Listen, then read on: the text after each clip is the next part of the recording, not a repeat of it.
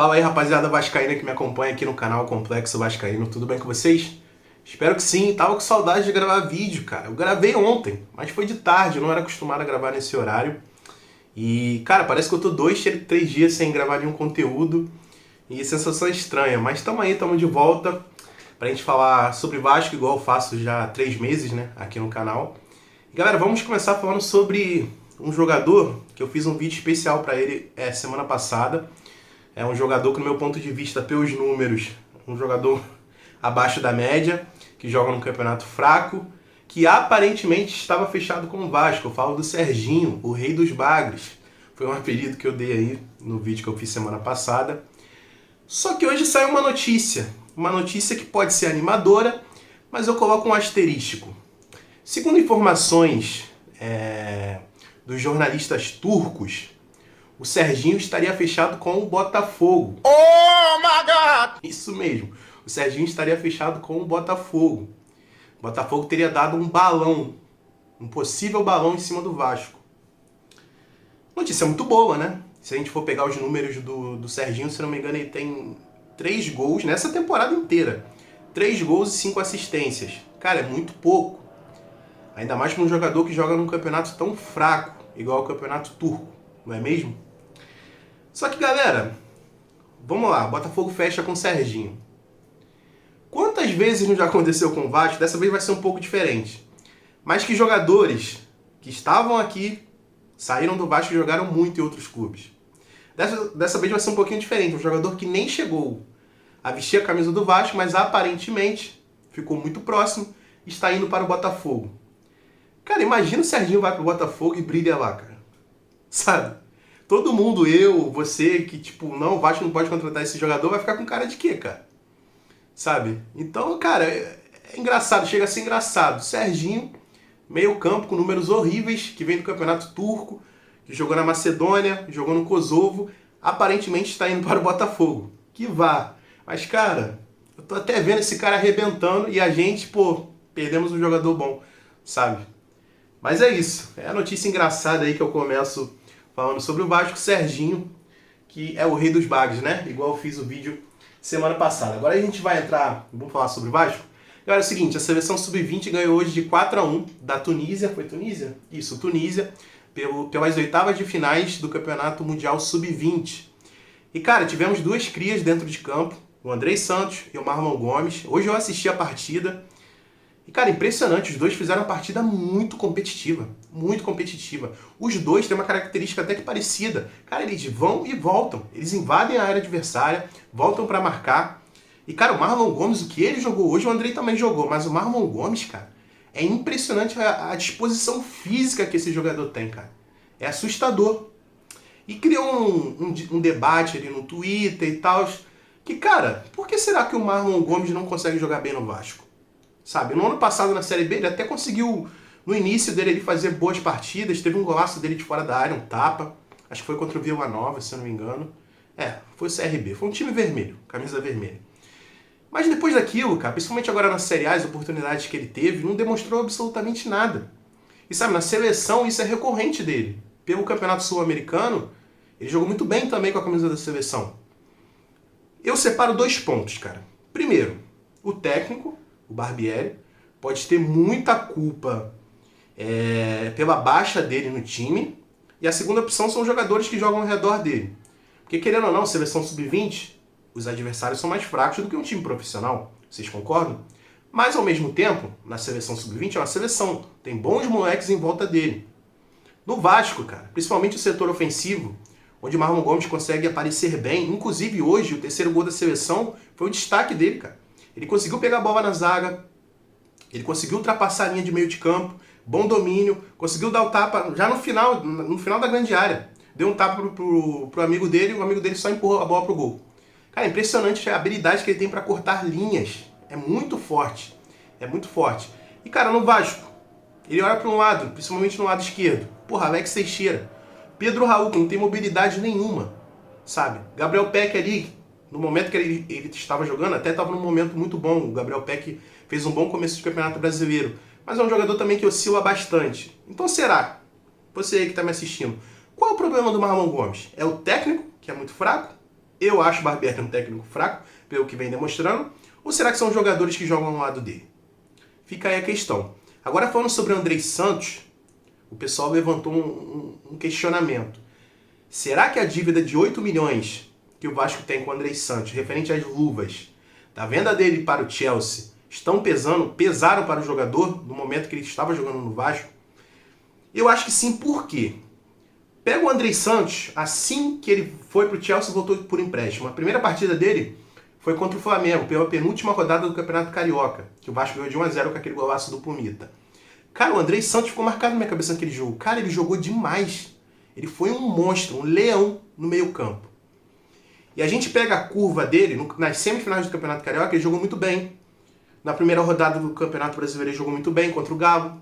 Só que, cara, nas últimas partidas, eu destaco muito, a última dele até agora, com a camisa do Vasco, que foi contra o Curitiba fora, cara, ele fez um primeiro tempo bizarro. Eu chego a falar que foi o pior jogador do Vasco dentro de campo, cara. E foi exatamente no momento, ou próximo, de quando vazou, mais uma vez, que o Vasco devia ao Andrei. Só que dessa vez a chama esquentou porque o advogado entrou num processo contra o Vasco. Então será que isso pesou, cara? Ou será que isso vai pesar? Porque dependendo da situação da seleção no Mundial, o Andrei pode chegar a voltar e jogar mais algumas partidas pelo Vasco. Porque, se não me engano, o contrato dele vai até julho. Algo assim. Então aí fica o questionamento. O que será que aconteceu? Marlon Gomes, a gente tem essas duas opções. Talvez a gente não esteja jogando bem por culpa do técnico ou por culpa dos jogadores que estão ao redor dele. Andrei Santos, a gente tem essa única opção, que seria a dívida. Eu não consigo enxergar outra. Porque, cara, na seleção, ele tem uma maturidade absurda. Absurda. Então fica aí o questionamento. Tranquilo? Então, galera, cara, é o seguinte, eu até esqueci de pedir. Tô vendo muita gente que não é inscrita do canal assistindo os conteúdos aqui. Independente de qual time você torça, pô, dá uma fortalecida aí. Você que é vascaíno principalmente, cara, você com certeza tem que me ajudar, que é uma frase padrão. Vascaíno ajuda vascaíno. Então, cara, conto com a sua inscrição. Você que torce para outros times aí, talvez botafoguenses que estejam me assistindo porque eu citei vocês, se inscreva aí no canal também e ajude a deixar um torcedor feliz nessa noite de hoje. Inclusive falando sobre, cara, hoje, quarta-feira, dia 31/5, eu bato novamente uma reflexão que eu fiz até umas semanas atrás aqui no canal. Cara, é muito pesado você, tipo, olhar na televisão, eu gosto de acompanhar muito futebol. Vejo rodadas de Copa do Brasil, Palmeiras já tá jogando agora contra o Fortaleza. A gente vai ter Galo contra o Corinthians, um jogo muito forte. A gente vai ter também Internacional contra o América Mineiro. E entre outros jogos, vão ter Santos e Bahia também. Cara, é muito pesado você ver esses times. O próprio Botafogo também vai jogar hoje, tinha até me esquecido, contra o Atlético Paranaense. Vai ser um jogo duro, o Atlético Paranaense ganhou de 3-2, né, fora. Mas aí, cara, o Vasco, cara, não pode mais passar por isso, sabe? Dá visibilidade, cara. O Vasco depender somente de Campeonato Brasileiro. A gente sofreu demais com a derrota contra o ABC, mas são águas passadas, passou. Tem que criar um projeto dentro do clube. O Vasco minimamente tem que chegar até as quartas, minimamente oitavas de finais da Copa do Brasil, cara. Sabe? O Vasco não pode ficar nesse ato, cara. E ainda passando vergonha. O Vasco não joga durante a semana, entra no final de semana e perde. A gente não pode mais passar por isso, cara. Não sei, tem que criar uma lista de coisas, objetivos do Vasco. Uma das primeiras tem que ser essa. O Vasco não pode ser eliminado cedo de competições estilo Copa. Libertadores, Copa do Brasil. Cara, isso não pode acontecer, literalmente. Dá visibilidade demais.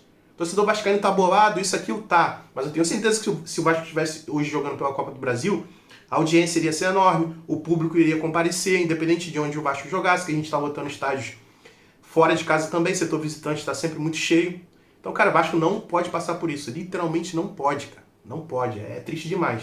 Mas, como eu gosto de futebol, né? Hoje eu vou assistir os jogos. Tô até pensando, acho que vou assistir hoje Corinthians e Atlético Mineiro. Quero ver como é que o Corinthians vai reagir dentro de casa. Então, é complicado, né, galera?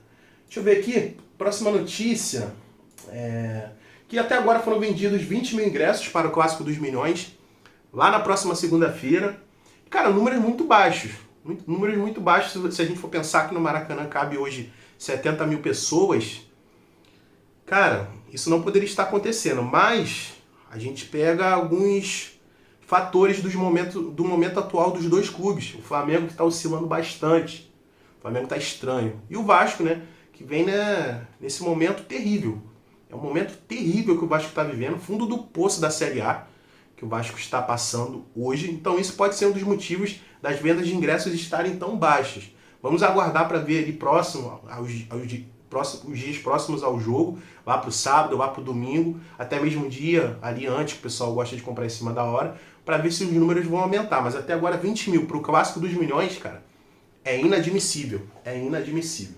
Deixa eu ver aqui que eu separei mais uma vez. Outra coisa, 777 aceitou o pedido de adiantamento da reunião que vai ter com a associativa. A galera lá do Jorge Salgado, né, que pediu, que tinha uma reunião marcada lá para junho, para falar sobre o time do Vasco, o momento atual, sobre o futebol do time. E como a situação está muito crítica, o associativo, o Jorge Salgado pediu, 777, vamos adiantar isso. Em junho, final de junho, falta muito ainda.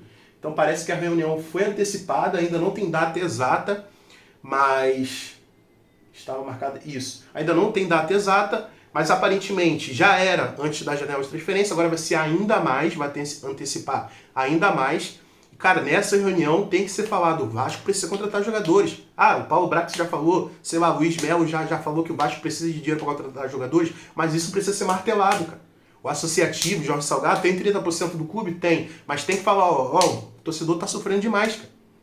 Entendeu? O jornalista é aquele tipo de profissional que passa as ideias do torcedor para os dirigentes ou para quem estiver ali na mesa de perguntas. Sei lá, um jogador de futebol, um dirigente. E o associativo hoje, ele tem que também ser essa personificação do torcedor. Tem que passar a mensagem do torcedor para 777. Entendeu? Tem que existir essa ligação. Espero que essa reunião aí do Jorge Salgado com o associativo seja beneficente para nós. Então, galera, é isso. O conteúdo de hoje já está dado.